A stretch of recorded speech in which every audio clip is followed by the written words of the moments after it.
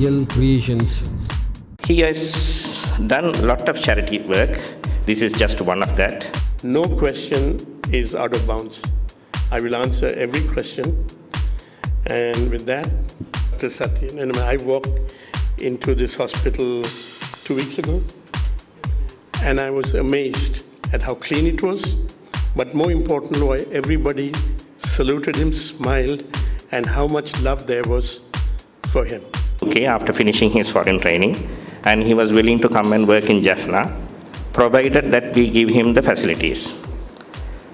And thankfully, Dr. Srikanthi Handy, the daughter of Dr. Rajanam Handy, started to raise some funds. And that is the time that they reached out to Mr. Raj Rajaratnam. And it is said that he has said, okay, you raise the funds, whatever you raise, I will match that amount. And that is exactly what he did. And thankfully for him, we were able to establish a cardiology unit in 2005 in Jaffna. And we were able to buy an echo machine, treadmill machine, the ICU bed, the monitors, and the infusion pump, all of that with the fund. And we have grown significantly since then, catering to the whole of the northern province and part of the eastern province now. He has done a lot of charity work. This is just one of that. He has funded demining projects in the Vani region and has also built nearly 400 houses for the tsunami victims of 2004. The list goes on, and I don't have time for that because we are already late. He has also had a brush with justice of the US system. Some of you may have come to know of him because of that. As we all know, there are two sides for each story, and I think his side of the story is written in this book, Uneven Justice. I have just ordered my copy from Amazon. I think it will take some time for me to receive it, but I will definitely read it. So that's the brief introduction. Over to you, sir. Thank you, Dr. Gurupadan. First, let me apologize for not speaking in Tamil, but I will promise you that if I am invited again, the next time my speech or my talk will be in Tamil. I left Sri Lanka at the age of 11. I can speak Tamil, but I can't speak Chutta Tamil like, I can speak colloquial Tamil. I'm singularly honored to talk to you guys because what you have experienced over the last 40 years is nothing compared to what I went through in my life. And so I'm honored and privileged to talk to you. Let me start by saying, giving you a piece of free advice, live life without fear. If you live life fearlessly, your life's experiences will be limitless. And I'll talk a little bit about that as we go on. The main topic of today's chat is entrepreneurship. And, doctors can be entrepreneurs. You can invest in restaurants, in farms, in medical clinics, and so on. So I hope it's somewhat relevant. The first thing when you think about being an entrepreneur is to understand that, at least in the United States and perhaps elsewhere in the Western world, majority of startup companies fail. And they fail for a bunch of reasons: bad management, access to funds, wrong products, wrong business strategy, and all of that. But that wants to succeed really well. So the first thing I would do is understand what your goal is. What is it that you want to build? Why do you want to build it? And how you're going to go about it. Now, having a goal in itself is not enough. You have to have a strategy to attain your goal. I, even today, have a yearly strategy. I have a monthly strategy. I have a weekly strategy, and I have a daily strategy of what I want to accomplish. So every day I sit and write down what it is that I want to do that day. I have a yearly strategy, and a goal without strategy is like a ship without rudder. You just sort of. Secondly, once you have your goal and strategy, literally write down what is it that you bring to the party. What is your core competency? What is your advantage? Why would you succeed? It could be a variety of reasons, but you need to understand what you bring to the party, what is your core competency. And it doesn't have to be something that other people don't do. It could be as simple as, I want to grow chili in my family farm, and this is how I want to sell it, this is how I want to market it, and so on and so forth. So understand your strategy clearly. Now, many people will tell you, have a plan B if plan A fails. I say don't have a plan B, right? Because plan B will dilute your energy. Give it all and be prepared to fail. And if you fail 5 times, get up 6 times, right? Failure is not a terrible thing. You learn more from your failure than you do from your success, right? So no plan B. Understand what your edge or your competency is, and then be fearless. Think big. And if you fail big, there's always a safety net. Remember, we have tremendous advantages as Tamils. We have a strong family network. We have a safety net. And this is an amazing time. I've never been more optimistic about the North, because the central government is weak right now. They need external funds. The funders are understanding what's going on, and the latest IMF proposals have, one of the lines is the treatment, the disbursement of funds and the treatment of minorities. This is good for Sri Lanka in the long term. So it's a tremendous, I think, time to be living and working in the northern and eastern province. Now, I went to Vietnam soon after the war had ended, and it was devastated. Bombings, Vietnamese were leaving in boats to US and Europe and everywhere. And one thing I noticed is that Ho Chi Minh City was much more busier after 5 p.m. than during the day. People cycling around, much like here, motorcycles, cycles. And I asked the tour guide, where are they going? And they were going to learn. They were going to better themselves.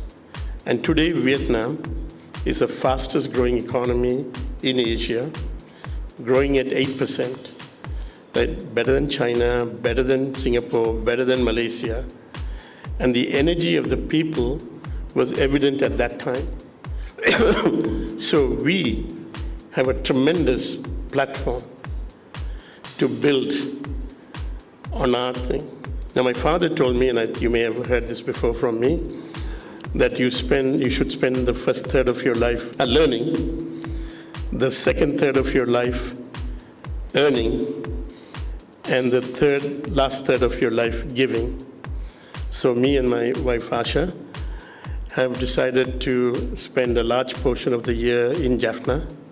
We built a house here, and with my sister Vadani, who's been in the NGO world, we've established a foundation which will women's wellness and post-traumatic stress syndrome. And I don't think you can do this remotely. So you have to be here, set up an organization. It's easier to get a well-paying job, monthly salary, not worry about employees and their benefits and all of that. It's not easy because as an entrepreneur, you are responsible. If you have 25 employees, you're responsible for their families and making sure that you meet your payrolls. Now, in my life, I've been fortunate to do fairly well in life. And I've also experienced living in a room with 3 pairs of clothes in prison in Boston. And if a man's life is measured by his varied experiences, I will hold myself against anybody. One time I was flying in private jets, and at that time I was, by myself in a room. I could have avoided this if I cooperated with the US government and pointed fingers at other people. But then I couldn't have lived with myself. I had so many offers to cooperate and falsely point my finger, because the unique thing of the US justice system is they charge you, they want high-profile guys, and you can negotiate and point fingers at somebody else and they'll let you go. I had that offer, but I didn't do that. I spoke to my wife, and she said, thankfully, that even if we have to go live in a 1-bedroom apartment, she's prepared to do that with my 3 children. I spoke to my father, and my father said, if you didn't do anything wrong, fight this. Do not cooperate and do not be like Judas, or do not point fingers. And I have no regret, not one bit of regret. They fined me, I didn't make any money. They trumped up charges. They fined me in total about $250 million, right? But I'm standing, I'm smiling, I'm in my own country with my own people, and life is very good for me. So I'm going to stop here because I'm sure you might have any questions. Open it up for questions.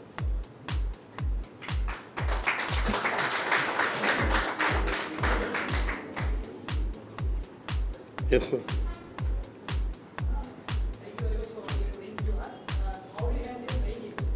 How do I?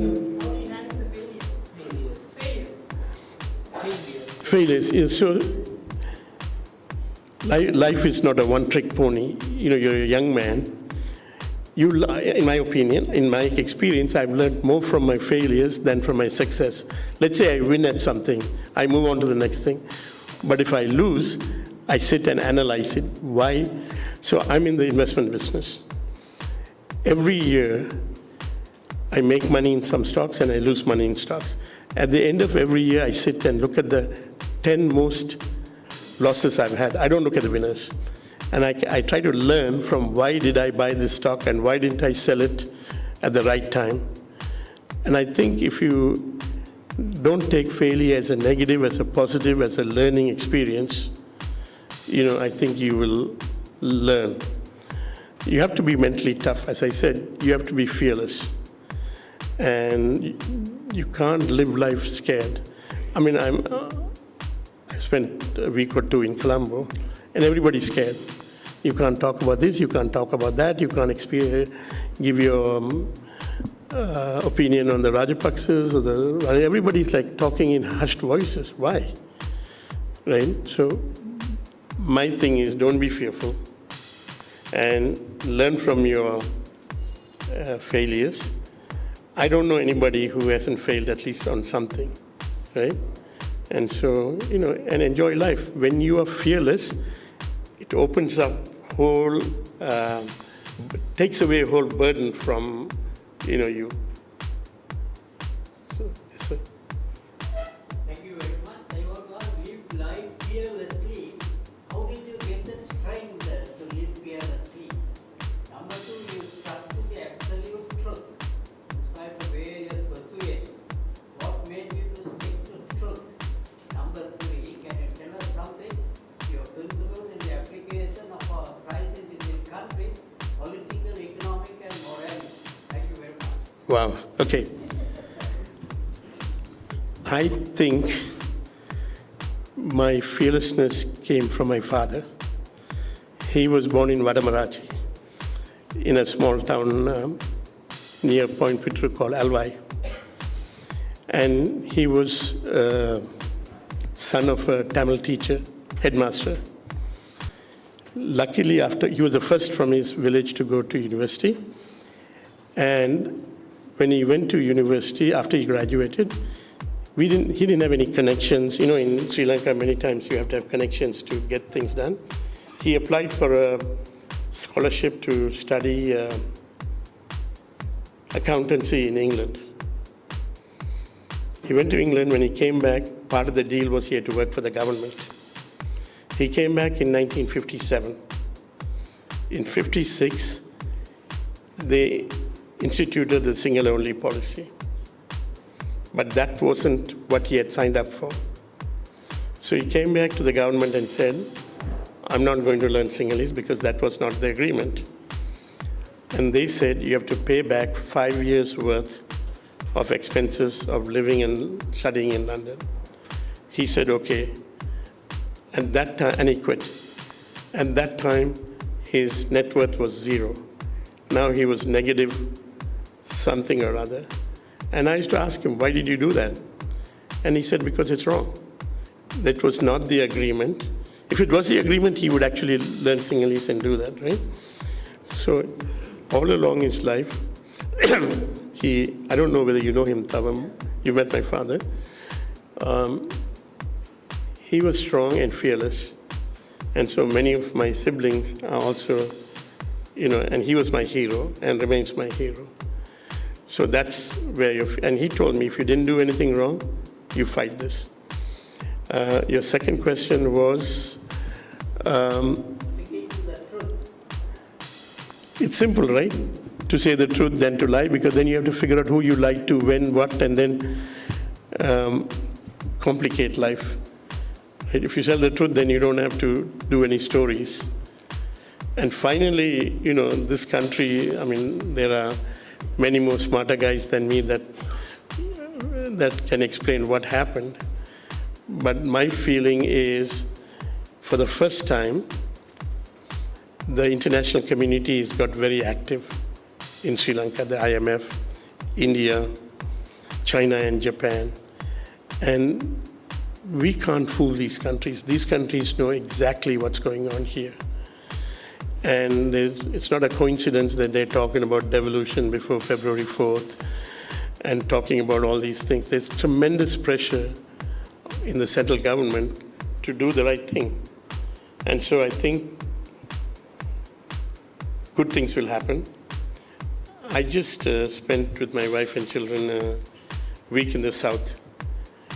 And the Sinhalese people are wonderful, kind, caring, easy to smile, much like the Tamil people. So then you ask yourself, where is the disconnect? And there's only one word, politicians. We know that in many countries there's corruption, but the level of corruption here is beyond the pale. And the amount relative to, and to propagate themselves, they have a huge army. The Sri Lankan army is greater than the UK army. For what? That's to propagate the current regime, right? I see every 500 feet there's some army camp here. For what? Waste of money. And so I think there'll be structural changes which will be beneficial for the Sinhala people, the Tamil people, and the Muslim people. That's my own view. And this is the time for us to work hard, do the right thing, and we as a family are committed in the areas that we've identified. Just a couple of days we went and visited a village in Mullaitivu, right? And we had built some houses. To see the poverty level makes you just want to cry. Right? But they have hope. We've given them houses, now we're teaching them how to make a living, and so we'll do it slowly.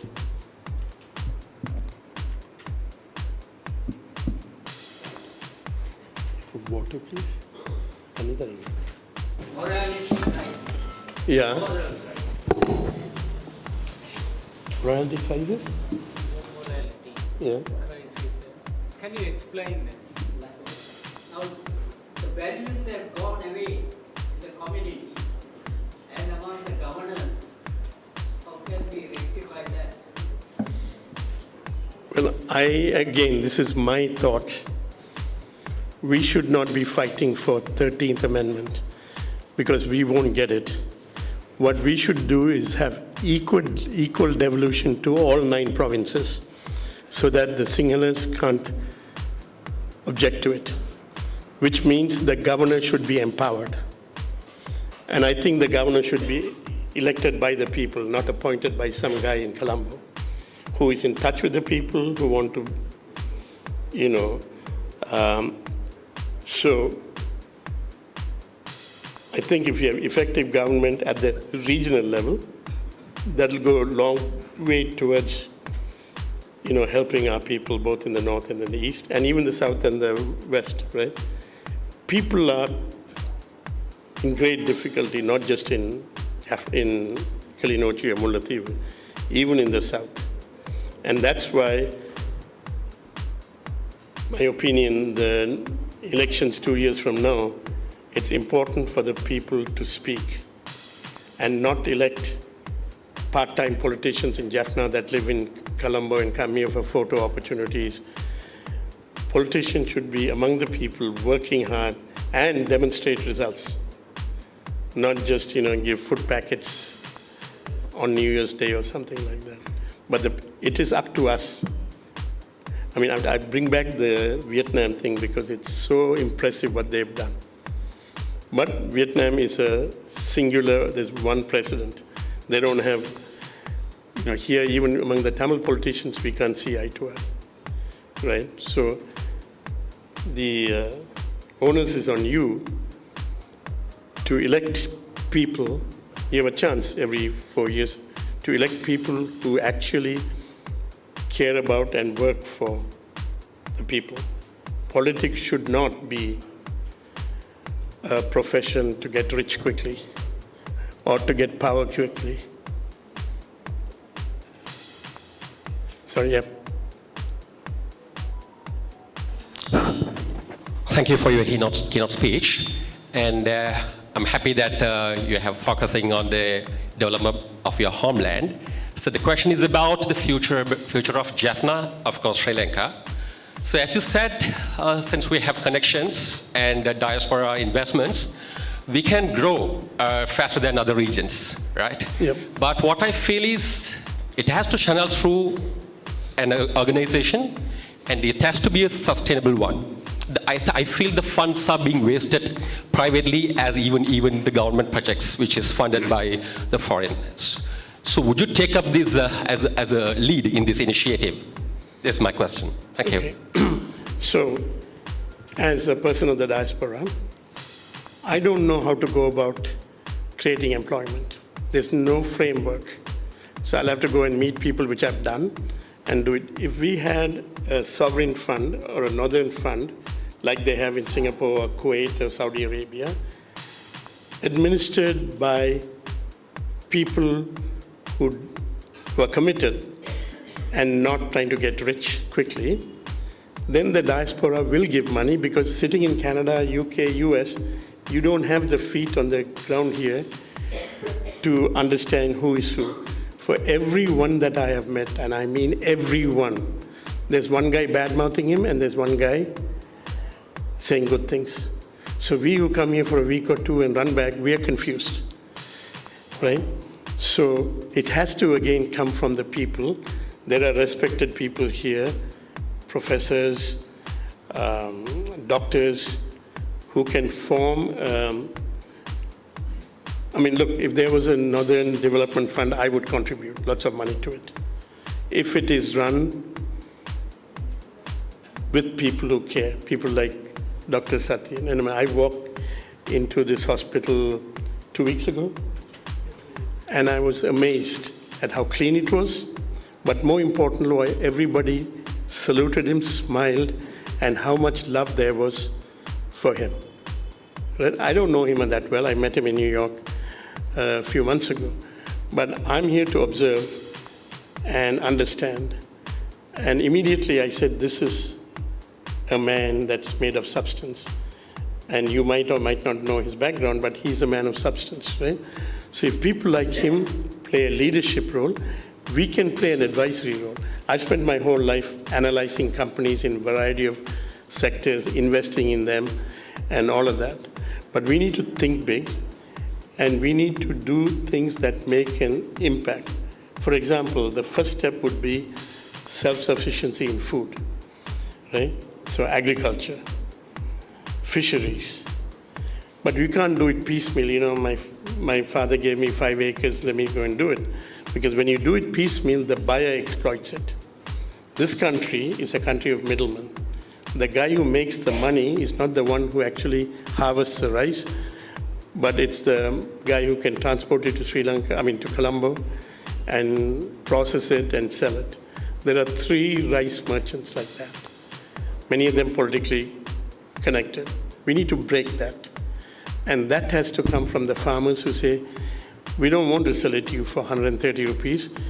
We have an alternative to sell to a cooperative for 180 rupees, and then we will find the customers. So it's a big job, but it's not an impossible job. You're right that the Sri Lankan Tamil community has the diaspora, but they don't understand what's going on in the ground here. You do. Right, so they come here, they give $10,000 to something and move on. But we need to harness it. And to harness it, you need to have credible people from here. Now, you can have an advisory board with 3 or 5 other people. And that was one of the reasons why I and my wife and my sister decided to build a place in Jaffna, because then we'll have a place. We'll learn about the nuances, and then hopefully invest with the right organizations and the right... I am not a big fan of handouts, because that creates dependency. But handouts together with a path to self-sustainability absolutely is important. We just visited, or my sister visited, an organization started by an Australian Tamil girl, never lived in Sri Lanka, was here during the tsunami. She's a lawyer. She started an organization called palmera.org, and they give aid for them to sustain themselves, by either growing chili or whatever they do. It's all mainly targeted at women. Now, in this village, after 5 years, they make them self-sufficient and they move on to this. And Vadani was telling me yesterday a story when she visited, that one of these women was about to be raped by one guy. She made one call. Within 10 minutes, there were 50 women there at her house to chase away the man, right? That is the power of communal thinking and communal living. And we are going to support her, because that's, when I meet Sati and I say I'm going to support him, she meets this girl, Aparna. We're trying to, but if we were able to invest at a high level, a fairly large sum of money, and have you guys administer it and we advise, but it has to come from the people of the North and the East, is my opinion. Some of these diaspora guys, present company not included, think that because they live in the US or Canada, they have a monopoly on brains. The humility is not there. And we need to understand that we don't have the answers. The answers are here. It is from you guys, and you're smart guys, and we can bring some type of capital to facilitate any type of progress. The difficulty for us is not to be deceived. And that's going to happen, and if you get deceived 20% of the time, that's fine. Because many people say, oh, how do I know that the money is going to the right guy? But that's an excuse not to give. Give it. If you get 80% right, that's okay. So I hope that answers your question. My recurring theme is you guys have a tremendous opportunity right now. The diaspora will not support for more than 5 years, because my children think Sri Lanka is a great country to come and visit and do surfing. They don't have the emotional connection. They might develop it. I hope they do. But the next generation is not as committed as us. Now, the country that's done it well is Israel, right? Many generations later, young Israelis go to Israel. They work as interns or nurses in hospitals, or they work in companies, and they build that connection so that connection is. So I think having a diaspora is good, and channeled the right way, it can be a tremendous asset. And the government is somewhat concerned about the growing strength of the diaspora. If you look at the human rights reports in Geneva, India for the first time abstained. They used to always vote against it. India is now talking about implementing the 13th. I don't think that matters. What matters more is having a governor with power to implement. Whether they call 13th, 15th, 18th, it doesn't matter. And the only way to make sense of it is to say, give devolution to all 9 provinces, or make it 5 provinces, north and east, south and west, whatever it is, and give it so that these people are in touch with the people. Colombo can no longer dictate domestic policy. They can dictate foreign policy, taxation, and all of that.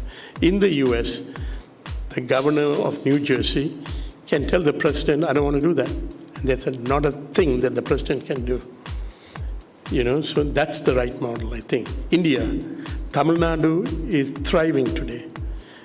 I think next to Gujarat, it has the best social indicators, and M.K. Stalin and Palanivel Thiagarajan, who is the finance minister, are strong Tamil supporters. Now they put pressure. We have a ferry service that's coming. There's airlines that are coming. Hopefully, lots of Tamil people from South India will come on tourism here and spend their money here, and we can learn from them. There can be cultural experiences, exchanges. I walked through this. We drove through Jaffna. There's this monstrosity of a cultural center, 12 stories high. It looks beautiful, but it's not occupied, because the Indians say, we'll give you the expenses for 2 years. The Sri Lankan says, where's the money? And somewhere in between, the money is either never been given or lost. But that type of thing is not good, I don't think.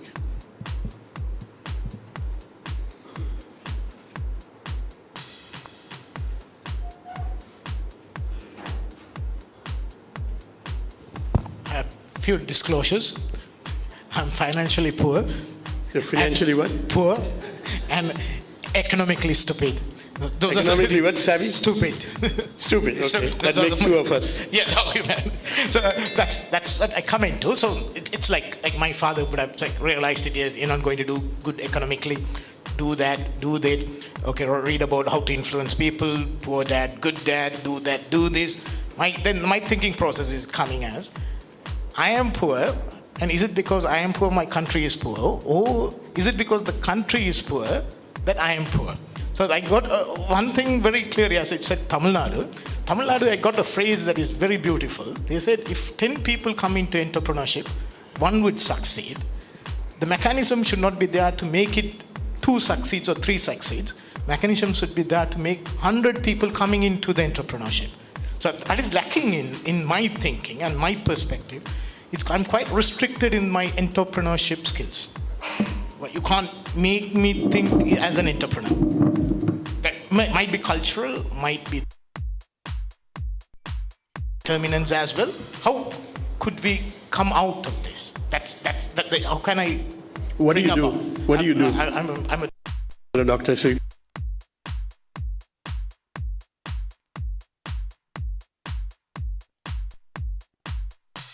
I think Tamil people historically were risk averse, right? We had small shops, and we'd like to work for the government. We could get a pension, steady state, or we work for the post, whatever, the government. I think the reason we were risk averse was historically, we had the burden of saving for dowry. So that burden has been broken now. If somebody wanted to marry my daughter and wanted dowry, I'd tell him to come close to me and slap him 3 times. And my daughters will applaud. Right? So that's a great, great burden that's not put on the working person. Right? Now, in terms of, if you're a doctor, you can't be business stupid.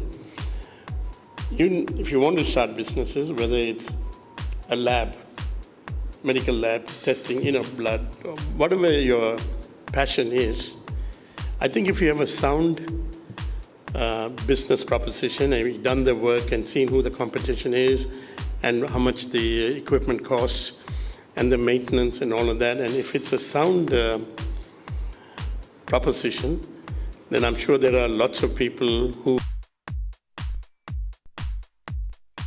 and we will look at it seriously, but our angle is a little different from others in the sense that we're not looking to make money. And what we are looking to do is create employment. So if you come and say, listen, with this lab, I can create 10 jobs in Jaffna, that would be music to our ears. We'll do the numbers, we'll crunch the numbers with you, ask you questions, and then work with you but that's our model. There are other people who might say, I'm going to give you $100,000, but I want 20% of the profit. Our philosophy is take the 20% profit and give it to the employees who help build the business. But if you have ideas, please, happy to listen to it. Please send it to my hero here, Satya.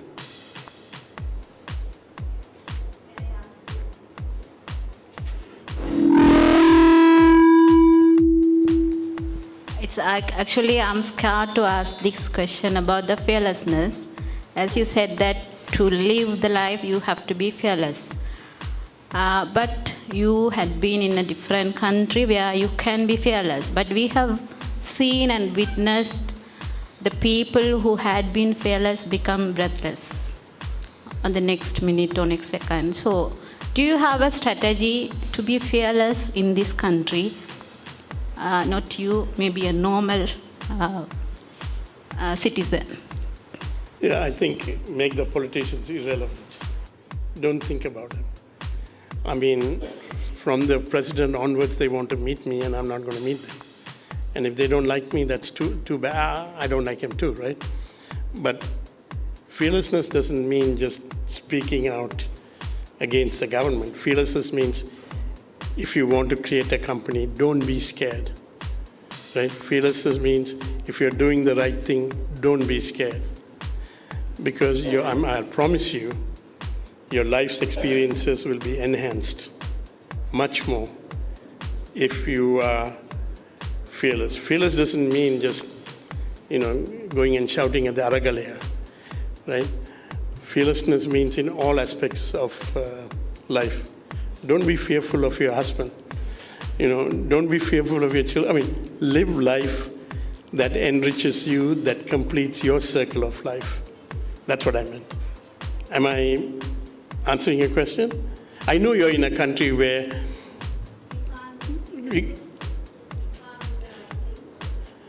it's again, I wouldn't just focus on that.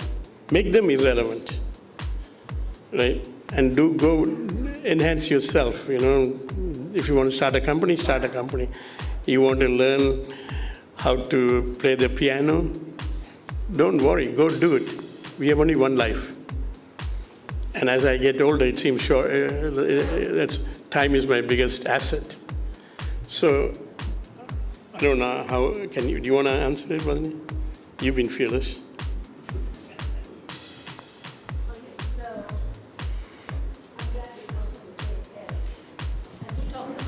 Father, but I talk about my mother, who was literally fearless. She would go up against my dad. She broke every rule that I knew. At 65, she enrolled in a master's program. Wow, right? So it's challenging norms. I think we do live under a little bit of patriarchy. It's asking for a seat at the table. Just asking the question. The way I've lived it is to just ask, why can't I come in there? Why can't I be this? And constantly, by constantly asking, people's norms change. I spent the last 5 years in Nigeria. And man, the life there is insane. The women are downtrodden, even the men. It's a polygamous society, yet the women are supposed to be chaste. So I think we all are given a moral compass. We know what's right? We know throughout the religions that there is the truth. And even, I think Gandhi said, you discover the truth in the moment. When someone speaks the truth, you automatically recognize it. Because it's there, you just have to open it. So whenever you feel fearful, just call your friend or your sister, get a sisterhood or a brotherhood around you, a collective that will not allow you to be less than who you are. So all I can say is just be your authentic self, because when you shine that light, people will either back away or come towards you. But to be authentic, and I think that's how my brother has lived his life. No, but the thing is, don't equate fearlessness to talking about the government. Yeah. Right? That's irrelevant, or the police or the army or something.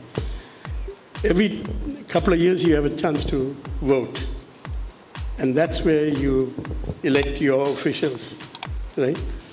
Now you can say that we're a minority and we can't elect the president, but we can clearly elect the municipal councillors, the district councillors, whoever we can. And we should be very, very smart.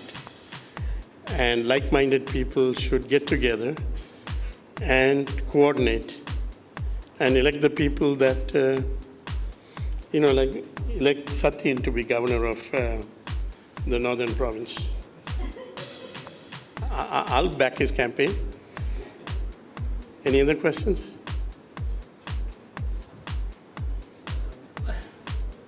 Fear is coming. Fear is coming for questions? So, Yes, sir. My question is, you said your foundation is happy to work with individuals or group of individuals here on the areas that you highlighted, and that, of course, the topics that also touches your heart.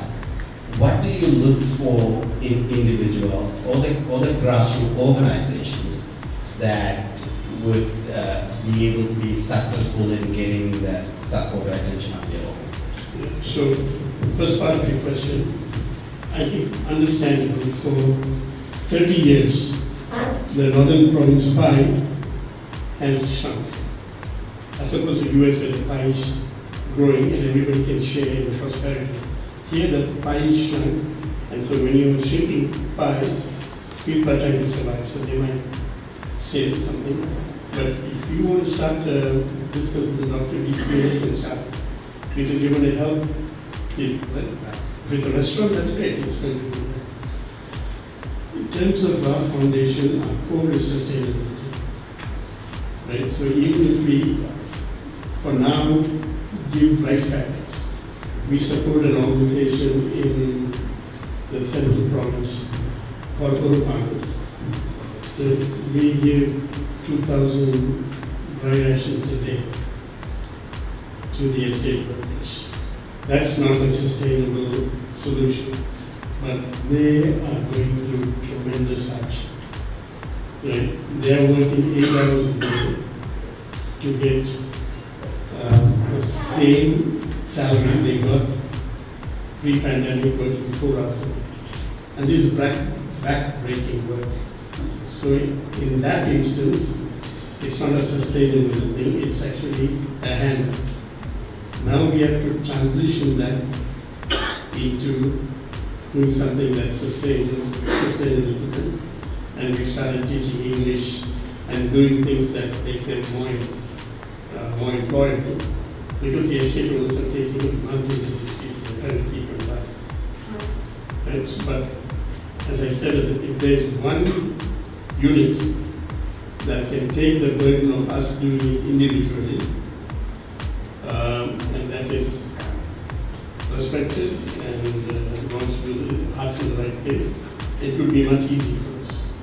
Right? Because we have the one unit that's on the street here that knows the lay of the land, and started another development bond, interest free, and you'll be surprised how much money I think you get.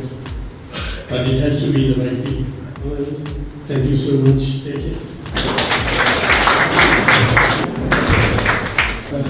Thanks, Raj, for your enlightening speech, and especially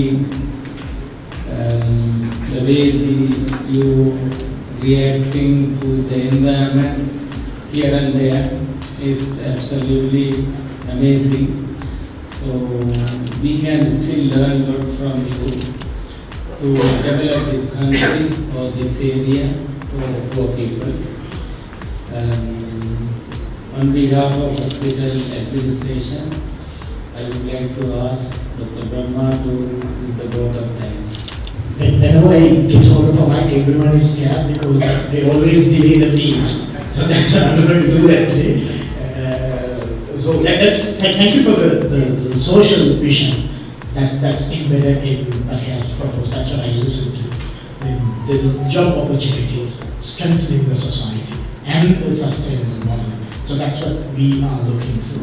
And as professionals who are dedicated and who are in Jaffna, I think we are committed to that extent. Rather than strengthening ourselves, we are strengthening the society as well. So I think we can join hands and have a sustainable model for the future.